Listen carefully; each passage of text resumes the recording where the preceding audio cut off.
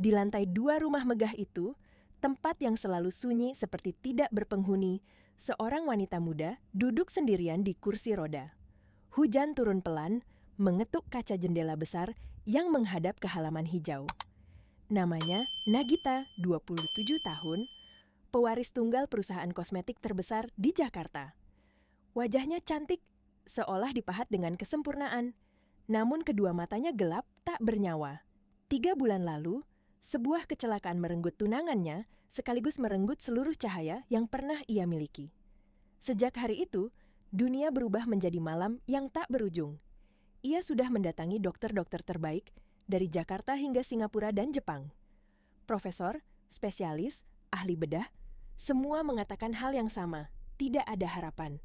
Retina matanya rusak parah. Setiap kali mendengar kalimat itu, hati Nagita retak sedikit demi sedikit.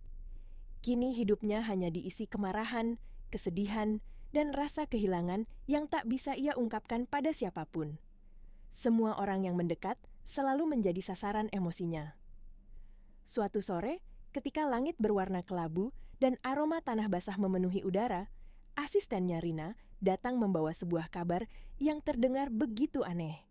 Ia bercerita tentang seorang pria kampung bernama Saleh, tukang pijat sederhana yang disebut-sebut bisa membantu lewat ramuan dan doa. Nagita tertawa sinis, tawanya getir seperti seseorang yang sudah terlalu lelah berharap. Setelah semua dokter gagal, kamu pikir tukang pijat kampung bisa sembuhin aku? Kalimat itu meluncur dingin, menusuk udara. Namun, ketika Saleh datang, pria itu hanya menunduk hormat. Pakaian sederhana, wajah lelah, tangan kasar bekas kerja keras. Saya bukan siapa-siapa, Mbak, ucapnya lembut. Tapi izinkan saya mencoba, kalau gagal, saya pergi. Mbak tidak rugi apa-apa.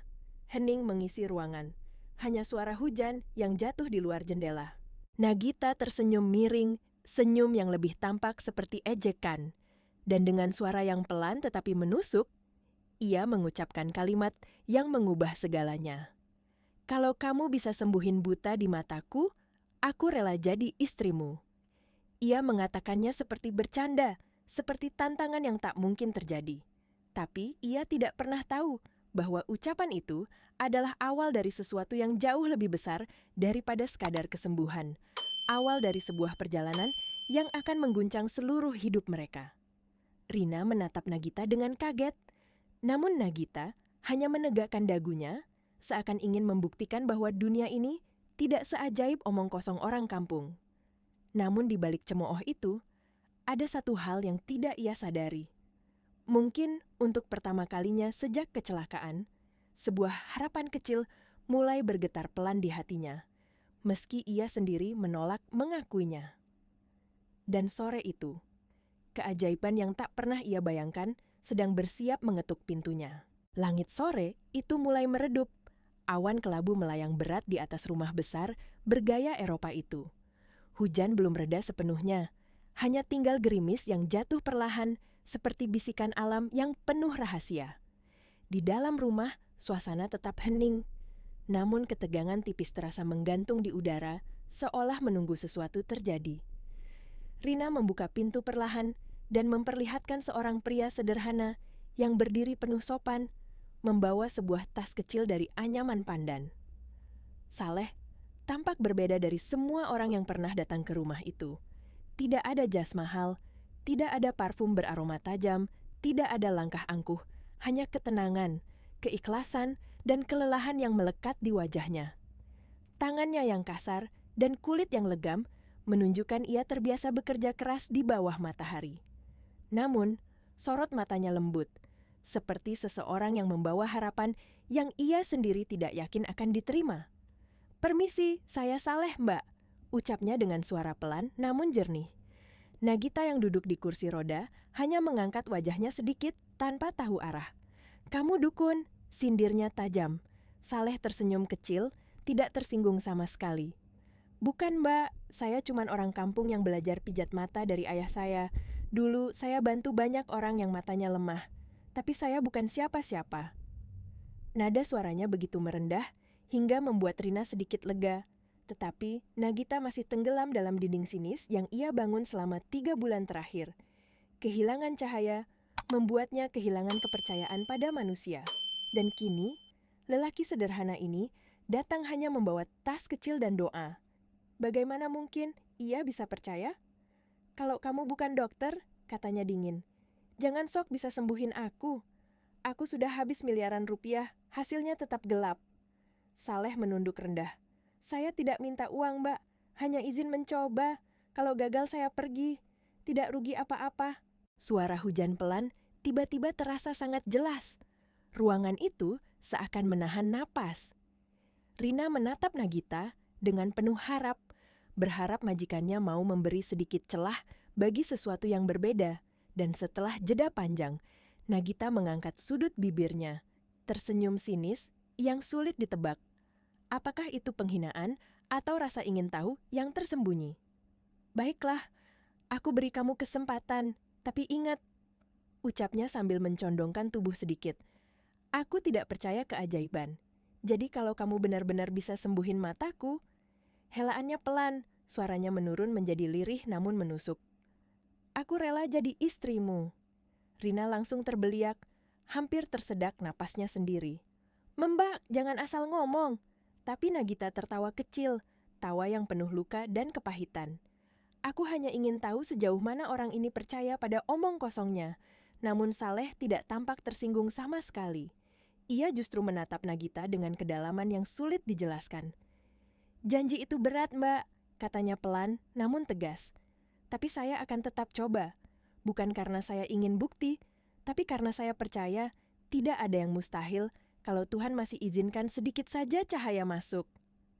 Kata-kata itu terjatuh ke ruangan seperti hujan lembut yang meresap ke tanah kering. Ada sesuatu pada cara Saleh bicara, sederhana, jujur, tanpa memaksa, yang membuat hati Nagita tiba-tiba berhenti berdenyut sekejap. Ia biasanya membalas setiap ucapan dengan sinis, tetapi kali ini, ia diam, seolah suaranya ditelan oleh keheningan. Sore itu terapi pertama dimulai. Saleh mendekat perlahan, duduk di hadapan Nagita. "Saya mulai dengan doa, Mbak. Bukan karena saya hebat, tapi karena semua kesembuhan datang dari Dia yang di atas." Tangannya menyentuh pelipis Nagita dengan sangat lembut, bertentangan dengan tekstur kulitnya yang kasar. Nagita awalnya ingin menepis, tetapi tubuhnya seolah kehilangan kekuatan untuk menolak. Ada sesuatu yang hangat menyelinap melalui sentuhan itu, sesuatu yang sudah lama hilang dari hidupnya, ketenangan. Ramuan herbal yang Saleh bawa beraroma lembut, campuran daun sirih segar, sedikit jahe, dan minyak kelapa yang menghangatkan kulit. "Kalau terasa hangat, berarti sarafnya masih hidup," katanya. Nagita terdiam. Suara hujan di luar semakin deras, namun di dalam ruang itu, waktu seperti berhenti. "Aneh," gumamnya dalam hati. "Biasanya kalau orang menyentuh aku marah. Tapi kamu, kenapa aku merasa berbeda?" Kata-katanya terhenti, dan Saleh hanya tersenyum kecil. "Mungkin karena saya datang bukan untuk uang, Mbak. Saya cuma ingin bantu." Untuk pertama kalinya setelah 3 bulan hidup dalam kegelapan, wajah Nagita tampak sedikit lebih tenang, seperti ada seberkas sinar yang ingin kembali masuk, meski masih samar dan rapuh. Gerimis berhenti perlahan, dan dari balik tirai jendela, cahaya senja tipis menembus masuk. Nagita tidak bisa melihatnya, namun entah kenapa ia dapat merasakannya. Kehangatan yang lembut, seperti sebuah harapan yang melayang pelan dari langit sore. Malam turun dengan perlahan, membawa udara lembab yang merayap masuk ke setiap sudut rumah besar keluarga Prameswari. Sisa hujan menetes dari atap, menciptakan suara ritmis yang memenuhi keheningan malam. Di ruang tamu yang ditemani cahaya lampu redup, Saleh membereskan alat-alat kecilnya, botol-botol ramuan minyak, kain halus, dan tas pandan yang sudah mulai usang di sudutnya. Ia bekerja tanpa banyak suara, seolah sangat menghormati ruangan yang bukan miliknya. Sementara itu, Nagita duduk diam di kursi rodanya. Namun malam ini berbeda dari malam-malam sebelumnya. Biasanya setelah terapi, ia langsung memerintahkan semua orang untuk keluar, menutup dirinya dalam dunia gelap yang ia benci namun tidak bisa tinggalkan. Tapi kali ini, ia tidak ingin Saleh cepat pergi, Ada sesuatu di dalam dadanya yang terasa hangat, meski ia tidak mengerti dari mana asalnya.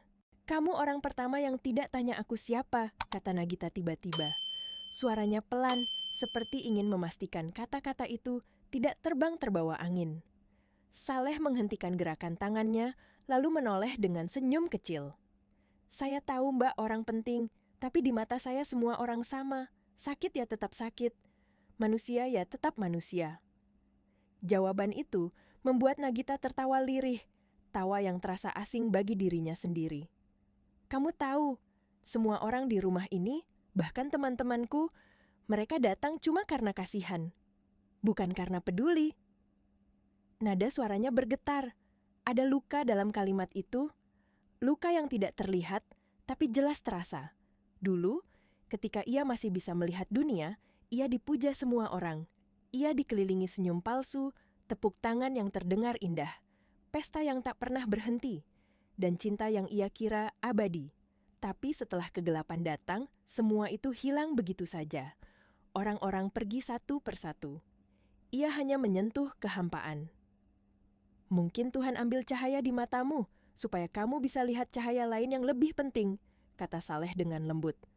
Nagita mengangkat wajahnya ke arah suara itu. "Kamu ngomong seperti kamu tahu segalanya."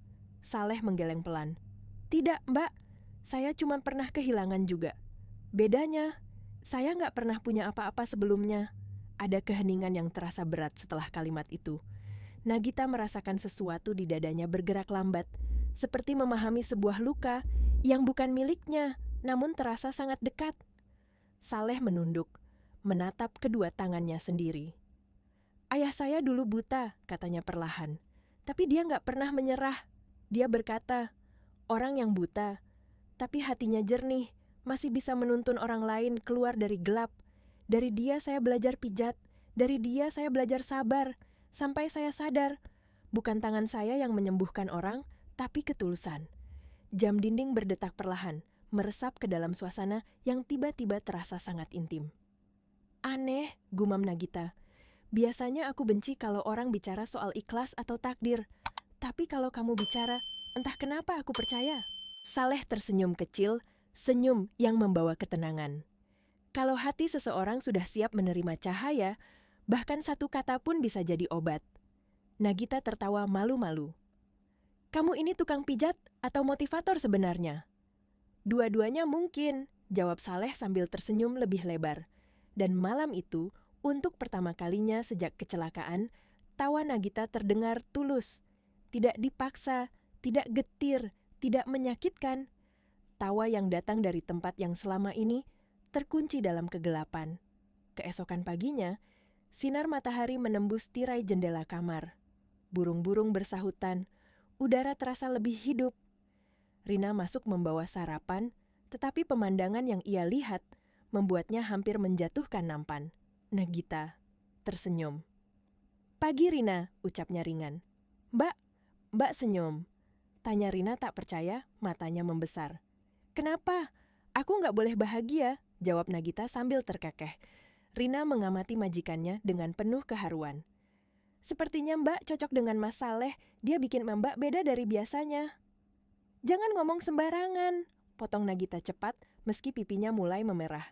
"Dia cuman orang biasa, namun hati tidak bisa berbohong." Dalam diam, bayangan suara Saleh dan sentuhan lembut, tangannya semalam terus bergema di dalam kepalanya. Ia merasakannya.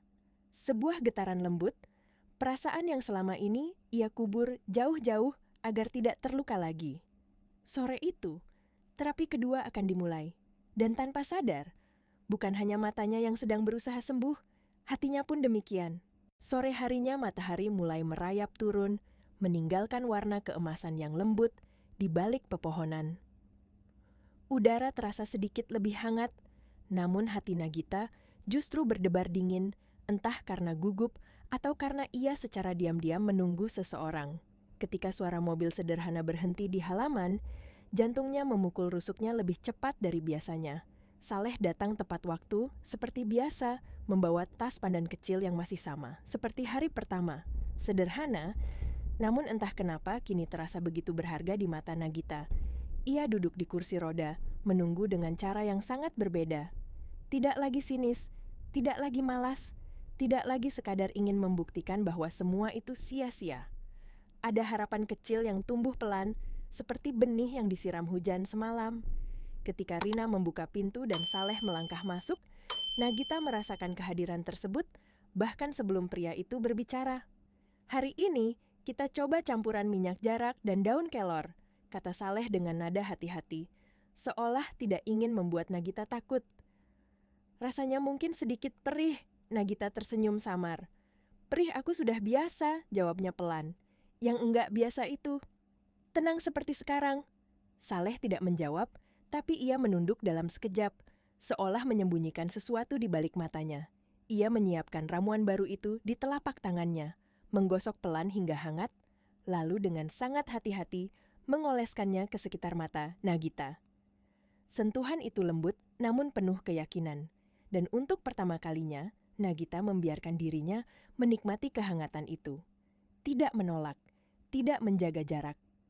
"Kenapa kamu nggak takut gagal?" tanya Nagita dengan suara hampir berbisik, seolah takut pertanyaan itu merusak suasana damai di antara mereka. "Karena saya nggak niat untuk berhasil," jawab Saleh jujur, tanpa jeda. Nagita mengerutkan kening. "Maksudmu?" "Saya cuma niat menolong," jawabnya pelan. "Kalau Tuhan izinkan hasilnya sembuh, itu bonus." Kalimat itu masuk perlahan ke hatinya, seperti cahaya lembut menembus kain tipis. Tidak ada laki-laki yang pernah bicara begitu sebelumnya. Semua orang datang menawarkan harapan, lalu pergi membawa kekecewaan. Tapi pria ini, ia datang tanpa menginginkan apapun, tanpa pamrih, tanpa embel-embel kebesaran. Justru keikhlasannya yang membuat hati Nagita bergetar. Beberapa menit berlalu, dan tiba-tiba sebuah sensasi halus menyentuh balik kelopak matanya. Bukan sakit, bukan perih, tapi seperti sebuah aliran listrik kecil yang bergerak perlahan. "Soleh," suaranya hampir tak terdengar. Aku kayak lihat sesuatu, cahaya, samar banget." Gerakan tangan Saleh terhenti. Ia menatap Nagita, meski Nagita tidak bisa melihatnya. "Alhamdulillah," ucapnya pelan, penuh haru. "Jangan dipaksa, Mbak, biarkan tubuhmu yang memutuskan." Air mata menetes di pipi Nagita. Bukan karena sakit, bukan karena takut, tapi karena sesuatu yang ia pikir sudah mati dalam dirinya, harapan, ternyata masih hidup. Untuk pertama kalinya sejak kecelakaan itu, ia benar-benar ingin percaya bahwa keajaiban mungkin saja nyata. Beberapa menit kemudian, sesi terapi selesai. Saleh mulai membereskan alat-alatnya dengan gerakan tenang. Ketika ia berdiri hendak pamit, Nagita tiba-tiba memanggil namanya. "Soleh!" Ia berhenti, menoleh dengan lembut. "Terima kasih," ucap Nagita lirih, suaranya retak oleh emosi. "Bukan cuma karena ramuannya, tapi karena kamu bikin aku mau hidup lagi." Saleh menunduk menahan senyum yang hampir penuh air mata. "Hidup itu bukan tentang bisa melihat dunia, Mbak," jawabnya lembut. "Kadang dunia yang paling indah justru ada di hati yang disembuhkan." Ia melangkah pergi perlahan. Pintu tertutup. Nagita menatap ke arah langkahnya yang menjauh, meski matanya belum bisa melihatnya. Tangannya menyentuh dadanya sendiri, merasakan degup yang aneh dan lembut. "Kenapa? Jantungku berdebar begini," bisiknya pelan. Di luar, angin sore membawa aroma tanah basah, dan entah kenapa, dunia yang selama ini terasa gelap, kini terasa sedikit lebih terang. Pagi itu, udara di rumah besar keluarga Prameswari terasa berbeda. Cahaya matahari yang masuk melalui tirai jendela menari lembut di dinding marmer. Suara burung yang bersahut-sahutan terdengar seperti lagu yang membangunkan sesuatu yang telah lama tertidur dalam diri Nagita. Ia duduk di kursi rotan dekat jendela, wajahnya menghadap ke arah cahaya yang hanya bisa ia rasakan namun belum sepenuhnya lihat. Tangannya gemetar halus saat membuka mata. Ada sesuatu yang terasa tidak biasa hari itu. Seperti ada lapisan tipis kegelapan yang mulai retak, membiarkan secercah terang menembus masuk. Nagita mengerjap beberapa kali, dan tiba-tiba, samar-samar, sebuah bayangan muncul. Bentuknya kabur, seperti dunia yang dipenuhi kabut tipis. "Aku Bisa lihat, gumamnya pelan. Suaranya bergetar antara takut dan bahagia. Ia tidak percaya. Ia berkedip lagi, mencoba menangkap bentuk jendela, dan kali ini ia benar-benar melihat garis samar di sekelilingnya. Cahaya oranye dari matahari pagi menyelinap pelan-pelan, seperti memberi salam pada matanya yang hampir mati selama 3 bulan terakhir. Saat itu, Rina masuk membawa sarapan. Dan begitu ia melihat mata majikannya menatap ke arah cahaya, nampan hampir terlepas dari tangannya. Mbak Nagita, matanya, Rina, suara Nagita pecah. Aku lihat, aku benar-benar lihat, samar, tapi aku bisa lihat kamu. Tangis bahagia meledak begitu saja. Rina memeluk Nagita erat, sesuatu yang selama ini tidak pernah dilakukan. Soh, aku harus ketemu dia. Sekarang juga, ucap Nagita, napasnya bergetar keras oleh rasa syukur yang teramat dalam. Beberapa jam kemudian, sebuah mobil sederhana berhenti di halaman rumah besar itu. Dari dalam mobil, Saleh keluar dengan tas kecil berisi ramuan buatannya. Ia tampak sedikit bingung dan gugup, karena hari itu rumah terasa lebih ramai dari biasanya. Penjaga rumah menatapnya dengan pandangan sinis, namun ia tetap tersenyum sopan seperti biasa. "Kamu tukang pijat itu ya?" tanya penjaga dengan nada merendahkan. "Iya, Pak. Saya dipanggil Mbak Nagita," jawabnya lembut. Saat ia masuk, suasana ruang tamu terasa tegang. Beberapa kerabat Nagita berkumpul, mengenakan pakaian mahal seolah ingin menunjukkan status mereka. Namun, di antara mereka, ada satu orang yang berdiri paling menonjol, Randy, sepupu Nagita, pria berjas rapi dengan wajah dingin dan mata penuh ambisi. Juga penuh kebencian. "Jadi ini orangnya," katanya sambil menyapu Saleh dari ujung kepala sampai kaki. Pandangannya penuh cemooh. "Tukang pijat kampung yang katanya bisa sembuhin sepupuku." Saleh menunduk hormat. "Saya cuma berusaha bantu, Pak. Yang sembuhkan tetap Tuhan." Randy mendengus keras. "Jangan bawa-bawa nama Tuhan buat nipu keluarga kami. Kamu pikir kami percaya keajaiban?" Namun sebelum ia sempat melanjutkan, suara lembut terdengar dari arah tangga. "Cukup, Randy." Semua kepala menoleh seketika. Nagita turun perlahan dibimbing oleh Rina. Tapi langkahnya berbeda kali ini. Tidak ada ragu. Tidak ada mencari arah. Meski masih samar, matanya kini menatap lurus. Ada kehidupan baru yang bersinar di dalamnya. "Aku bisa lihat sedikit," katanya lirih, namun tegas. Dan semua itu karena dia. Ia menatap ke arah Saleh, dan untuk pertama kalinya, ia melihat wajah pria itu, walau masih samar tapi nyata. Air mata menetes pelan di pipinya. "Aku lihat kamu, Saleh." Saleh terdiam, menahan napas seperti dunia berhenti berputar. "Alhamdulillah, Mbak," suaranya getar haru. "Ini bukan karena saya, ini karena doa Mbak yang nggak pernah putus." Namun kebahagiaan itu tidak bertahan lama. Randy menepuk meja keras. Suaranya membelah udara. "Cukup! Kamu pikir kami akan biarkan pria miskin seperti dia mengotori nama keluarga ini?" Nagita langsung menoleh, suaranya tajam seperti mata pedang. "Tanpa dia, aku mungkin masih terjebak dalam gelap. Kalau kamu datang hanya untuk menghina, keluar dari rumahku." Semua orang terdiam. Begitu tegas, begitu kuat. Seolah kegelapan yang selama ini mencengkeramnya telah berubah menjadi kekuatan. Randy mengepal tangan, wajahnya merah karena marah. "Kamu dibutakan oleh belas kasihan. Orang itu cuma mau manfaatinmu." Saleh menunduk pelan. "Saya pamit, Mbak. Saya tidak ingin menyebabkan pertengkaran." "Tidak, Saleh. Jangan pergi." Suara Nagita memotong cepat. "Kamu satu-satunya orang yang bikin aku percaya hidup lagi." Namun sebelum ia sempat mendekat, Ibunda Nagita muncul dari arah dalam, wanita elegan yang selama ini sakit namun penuh wibawa. Ia berhenti di depan Saleh, menatap pria sederhana itu dari ujung kepala sampai kaki. "Jadi kamu yang menyembuhkan anakku?" Saleh menunduk rendah. "Bukan saya, Bu. Tuhan yang sembuhkan. Saya cuma perantara." Air mata menggenang di mata sang ibu. Ia menggenggam tangan Saleh dengan tangan yang bergetar, penuh syukur. "Terima kasih, Nak. Kamu sudah kembalikan cahaya di mata anakku." Randy hanya bisa terpaku tidak percaya ibunya membela Saleh. Dan hari itu, di tengah ruang tamu yang tegang dan penuh pandangan merendahkan, satu kebenaran mengalahkan segalanya. Cahaya telah kembali, bukan hanya di mata Nagita, tapi juga di hatinya.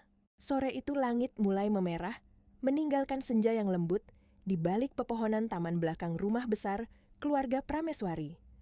Tempat itu dulu selalu terasa asing bagi Nagita, terlalu terang, terlalu hidup, terlalu kontras dengan dunia gelap yang ia tinggali. Tapi kali ini, ia memerlukan tempat itu. Ia ingin merasakan cahaya yang perlahan-lahan mulai menyelinap kembali ke matanya.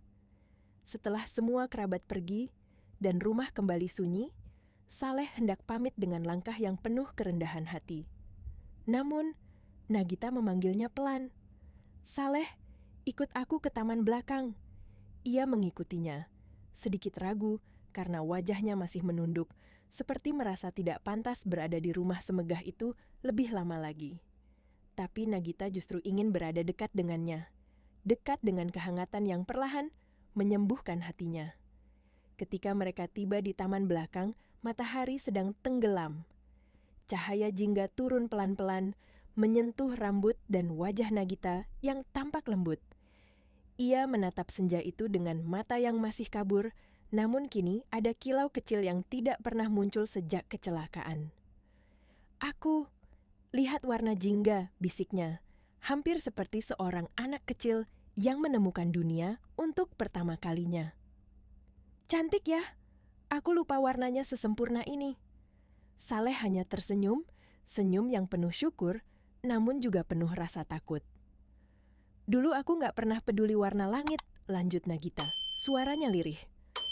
"Aku pikir yang penting cuma dunia gemerlap, pesta, status, segalanya yang akhirnya hilang begitu cepat." Ia menarik napas panjang. "Tapi sekarang aku baru sadar, cahaya paling indah justru datang setelah gelap yang panjang." Ada keheningan yang lembut di antara mereka.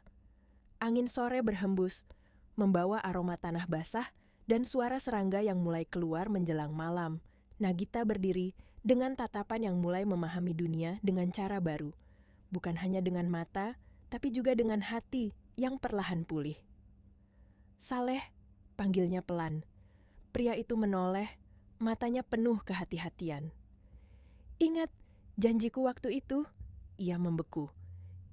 Yang mana, Mbak?" Nagita menatapnya, kali ini lebih jelas. "Kalau kamu bisa sembuhin buta di mataku, aku akan jadi istrimu." Hening, bukan hening kosong, tapi hening yang berat.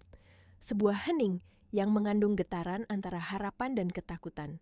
Saleh menatap tanah, suaranya perlahan pecah.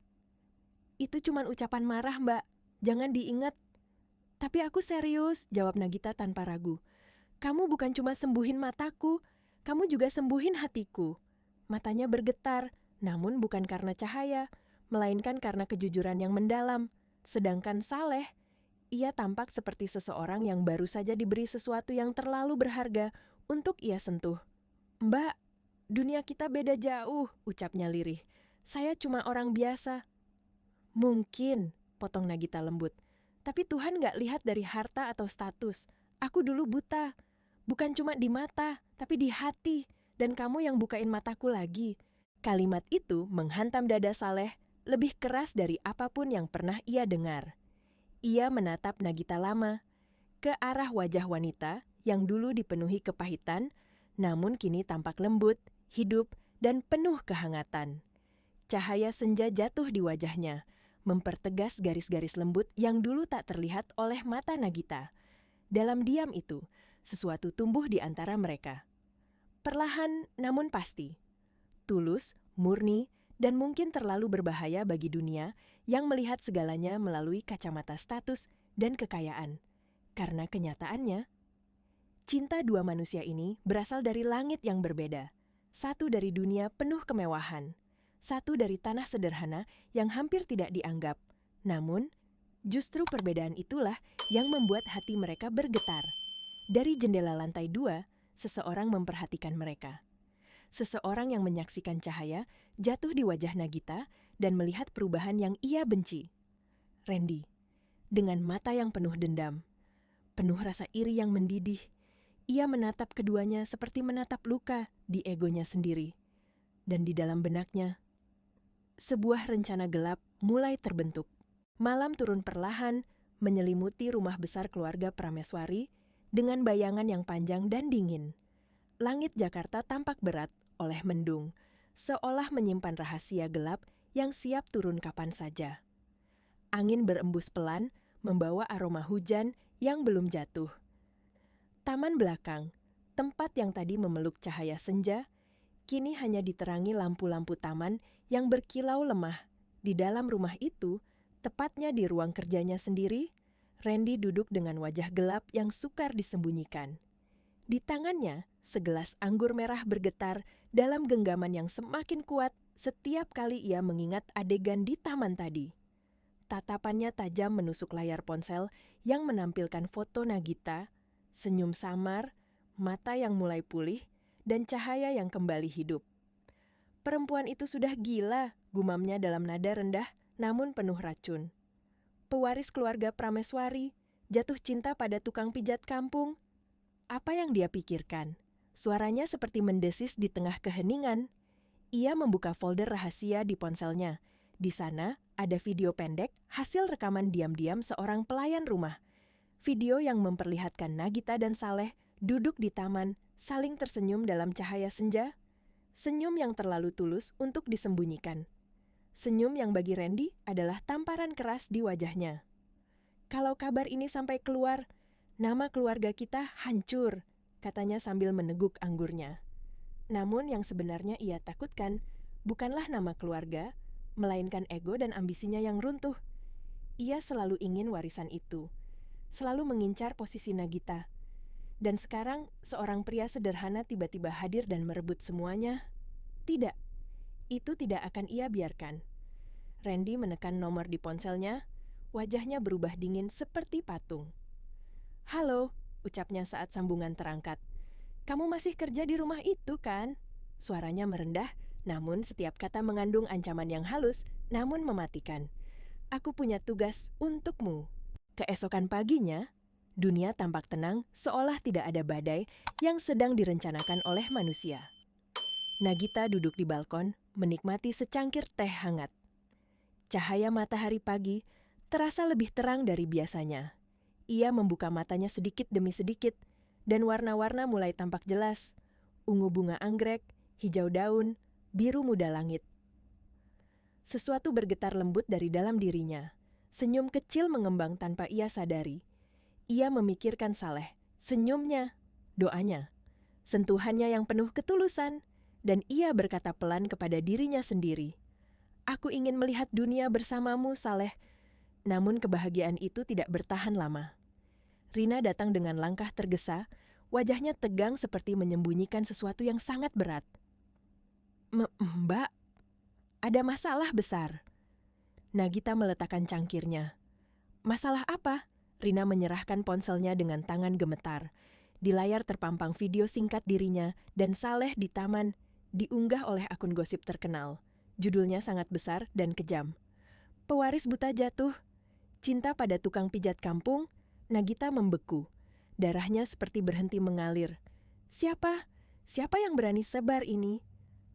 "Aku nggak tahu, Mbak," jawab Rina, nyaris menangis. "Tapi video ini sudah viral. Semua akun gosip repost. Komentar orang-orang kejam banget." Nagita menatap kosong ke depan. Dunia yang baru ia mulai cintai, dunia terang yang baru ia sentuh, tiba-tiba kembali berubah menjadi gelap. Bukan karena matanya, tapi karena kebencian manusia. Di sisi lain kota, di sebuah kontrakan kecil yang dingin, Saleh sedang duduk setelah selesai salat. Ia baru saja menutup doa ketika tiba-tiba pintunya diketuk keras.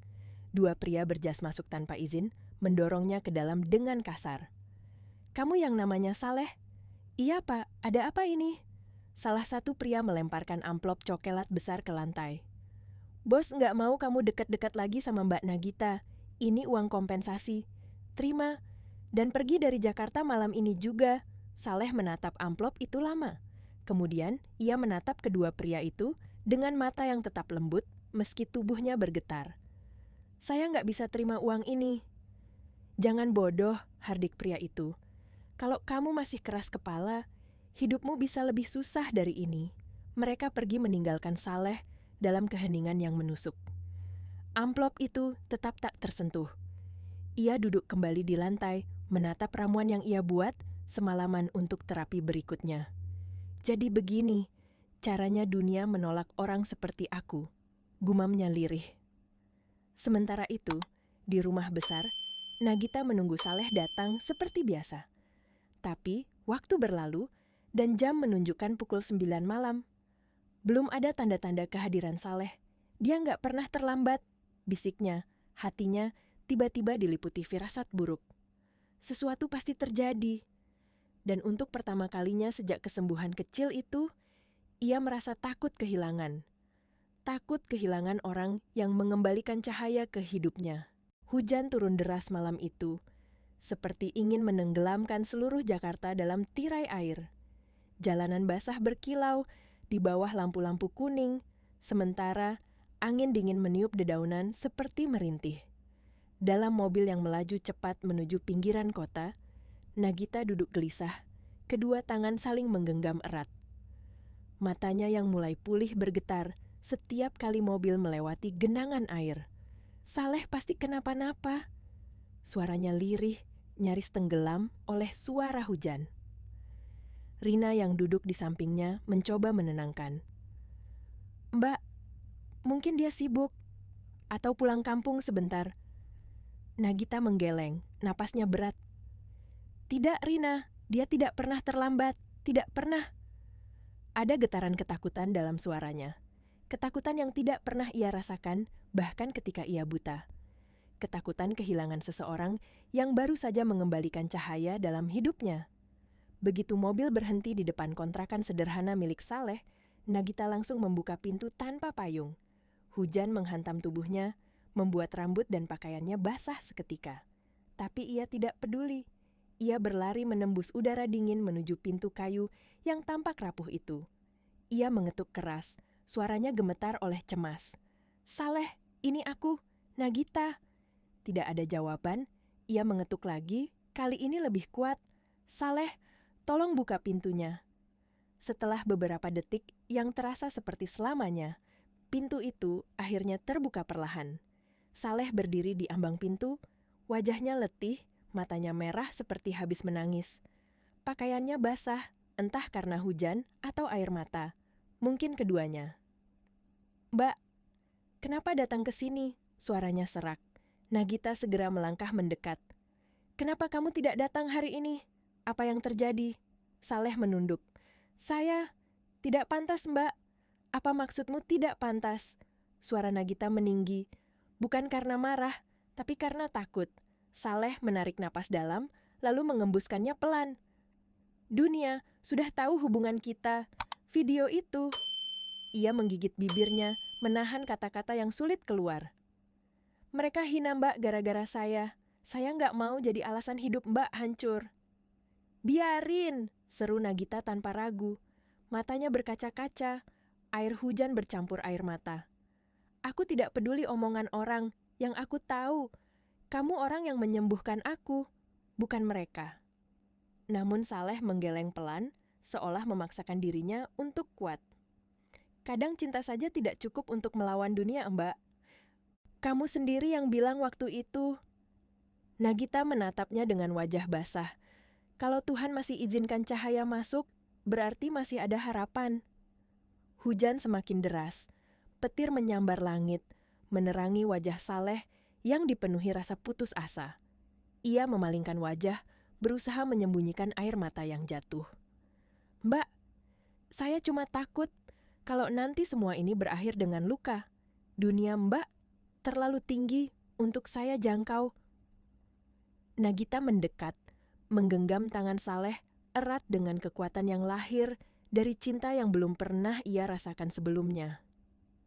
"Aku tidak peduli dunia, Saleh. Aku cuma tahu sejak kamu datang, aku belajar melihat lagi. Bukan hanya dengan mata, tapi dengan hati." Saleh akhirnya menatapnya. Mata yang selalu lembut itu kini dihantam dilema yang besar, antara cinta yang menggebu dan kenyataan pahit yang mengekang. Ia ingin memeluk Nagita, ingin menenangkan hatinya, ingin mengatakan bahwa ia juga mencintainya. Tapi ketakutan itu masih lebih besar dari keberaniannya. "Kalau begitu," ucapnya pelan, "izinkan saya tetap di samping Mbak, tapi bukan sebagai kekasih." Nagita tertegun, hatinya seolah ditusuk. "Biarkan saya terus bantu sampai mata Mbak benar-benar sembuh. Setelah itu, saya pergi." Napas Nagita tercekat. "Kamu bohong." "Tidak, Mbak," jawab Saleh dengan suara patah. "Saya cuma ingin Mbak benar-benar kuat. Dan setelah itu, saya tidak perlu ada lagi." Nagita menggeleng, air mata jatuh tanpa henti. "Soleh, jangan seperti ini." Tanpa menunggu jawaban, Saleh perlahan masuk ke dalam rumah dan menutup pintu dengan lembut, pintu yang langsung terasa seperti tembok tebal memisahkan dua hati yang saling membutuhkan. Nagita berdiri di luar, tengah hujan yang deras, tubuhnya bergetar kedinginan. Air matanya bercampur dengan air hujan. "Soleh, jangan pergi, aku butuh kamu." Namun suaranya tenggelam dalam gemuruh malam. Di ujung gang, sebuah mobil hitam terparkir diam. Di dalamnya, Randy tersenyum puas. "Sekarang, giliran aku yang mainkan ceritanya," gumamnya pelan. "Kamu pikir cinta bisa lawan kekuasaan, Saleh? Kamu salah besar." Dan di langit yang kelam, petir menyambar keras, seolah menandai dimulainya badai yang jauh lebih besar. Pagi itu, cahaya matahari memasuki kamar rumah sakit dengan lembut, menembus tirai putih yang bergoyang pelan tertiup angin. Udara terasa jauh berbeda dari hari-hari sebelumnya, seperti ada kehidupan baru yang merambat masuk ke setiap sudut ruangan. Di ranjang putih itu, Nagita membuka mata dengan perlahan. Ia mengerjap sekali, 2 kali, dan dunia di depannya muncul dengan kejernihan yang selama ini hilang. Tidak lagi kabur, tidak lagi gelap. Ia melihat. Warna-warni bunga di taman rumah sakit tampak begitu cerah. Ungu yang ia lupakan, kuning yang membuat hatinya hangat, hijau yang terasa menenangkan. Suara burung terdengar seperti nyanyian yang membangunkan jiwa yang pernah mati. Ia menatap jendela, melihat bayangan dirinya, dan untuk pertama kalinya setelah sekian lama, matanya memancarkan kehidupan. "Aku benar-benar bisa lihat," bisiknya pelan, suaranya pecah oleh rasa syukur yang menyesakkan dada. Perawat masuk, terkejut melihat mata Nagita yang terbuka penuh, menatap ke arah cahaya. Lalu ia tersenyum lebar. "Dokter akan senang sekali mendengar ini, Mbak Nagita." Tapi Nagita bahkan tidak bisa mendengar jelas apapun. Ada satu nama yang terus memanggil dari dalam hatinya. "Saleh, di mana dia? Kenapa dia tidak ada di sini?" Ketika dokter datang dan memeriksanya, ia hampir tidak bisa menahan rasa gelisahnya. "Semuanya terlihat baik," kata dokter itu. "Kau bisa berterima kasih sendiri pada orang yang paling berjasa." Ia tersenyum lembut. "Dia ada di luar." Nagita langsung turun dari ranjang, meski langkahnya sedikit goyah. Rina mencoba memegangi lengannya. Namun Nagita hanya tersenyum sambil menahan air mata. Aku harus ketemu dia." Ia berjalan menuju taman rumah sakit, tempat yang sepi dan teduh, dipenuhi daun kering yang tertiup angin. Di tengah taman itu, ia melihat seorang pria sedang menyapu pelan. Tangan pria itu penuh tanah, wajahnya berkeringat, pakaian sederhananya sedikit kusut, namun senyumnya lembut, hangat, dan sangat familiar. Nagita berhenti, napasnya tercekat, dunianya terasa berhenti berputar. "Saleh?" panggilnya pelan. Pria itu menoleh dan matanya membesar. Nagita berdiri di sana, tanpa penutup mata, tanpa dibimbing, tanpa ragu, menatapnya langsung. Kau bisa melihatku?" tanya Saleh, suaranya pecah. Tanpa bisa menahan diri, Nagita berlari kecil dan memeluknya erat. Tangisnya pecah seketika, jatuh seperti hujan hangat di bahu pria itu. "Aku bisa lihat, Saleh. Aku bisa lihat dunia lagi. Aku bisa lihat kamu."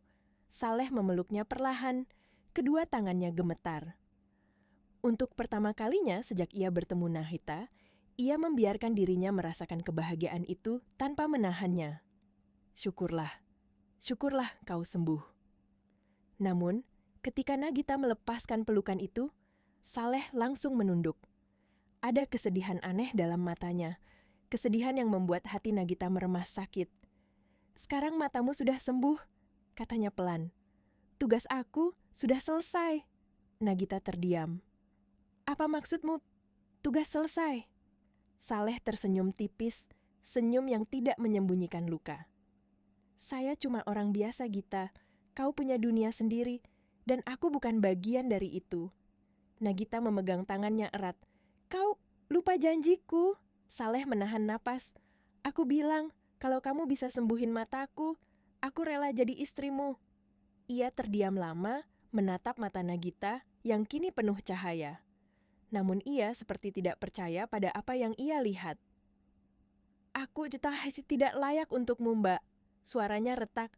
Nagita menggeleng cepat. Kamu yang ajarkan aku arti melihat. Bukan hanya dengan mata, tapi dengan hati. Aku dulu buta, bukan karena penyakit, tapi karena kesombongan.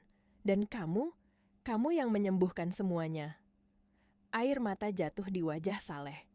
Ia mencoba menahan semuanya, tapi kekuatan itu runtuh saat mendengar suara Nagita.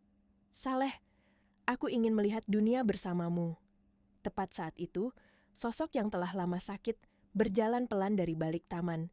Ibunda Nagita. Wajahnya kini terlihat lebih segar, langkahnya lebih stabil.